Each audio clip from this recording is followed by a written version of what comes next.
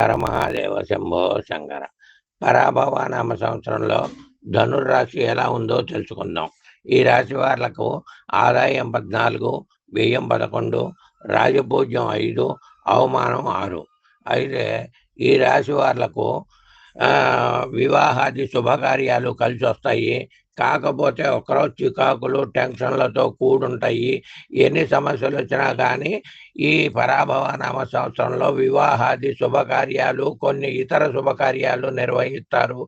వృత్తి ఉద్యోగ స్థానాలలో కొన్ని అవాంతరాలు వచ్చి వృత్తి ఉద్యోగ స్థానాల్లో కొన్ని బ్రేక్స్ వస్తాయి.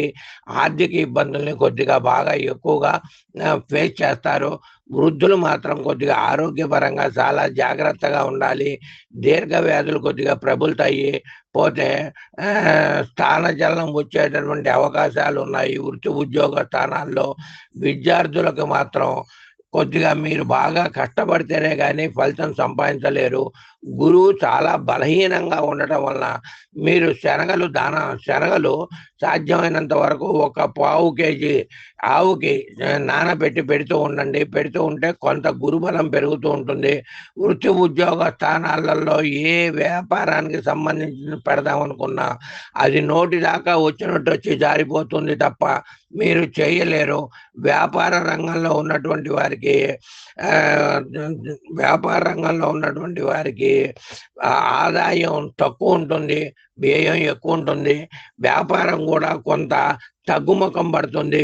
మీరు ఎన్ని ప్రయత్నాలు చేసినా కష్టమే తప్ప ఫలితం కనబడదు. పోతే ఆర్థిక రంగంలో మాత్రం మీరు మధ్యవర్తిగా వ్యవహరించద్దు. ఒకవేళ ఆర్థిక వ్యాపారాలు చేసేటటువంటి వాళ్ళు, ఫైనాన్స్ వ్యాపారాలు, మధ్యవర్తుల దగ్గర జాగ్రత్తగా ఉండండి. మీ యొక్క ఫైనాన్స్ జాగ్రత్తగా ఉండండి.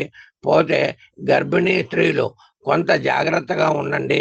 అయితే ఏంటంటే ఏది ఏమైనప్పటికీ గురువు అష్టమంలో ఉండటం వలన కొద్దిగా ప్రసవం అనేటటువంటిది సిజరించ జరిగేటటువంటి అవకాశాలు ఉన్నాయి. పోతే మీరు వాహనాలు మాత్రం పరాభవ నామ సంవత్సరంలో చాలా జాగ్రత్తగా ఉపయోగిస్తూ ఉండండి. లేకపోతే కొన్ని సమస్యల్ని ఫేస్ చేయాల్సి వస్తుంది.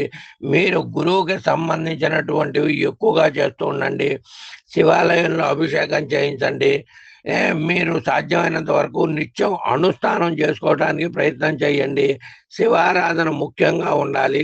పోతే మీరు ఉదయం పూట శివ స్తోత్రనామాలు, శివ సహస్రనామాలు చదవండి. మీకు మంచి జరుగుతుంది. సర్వే జనా సుఖినో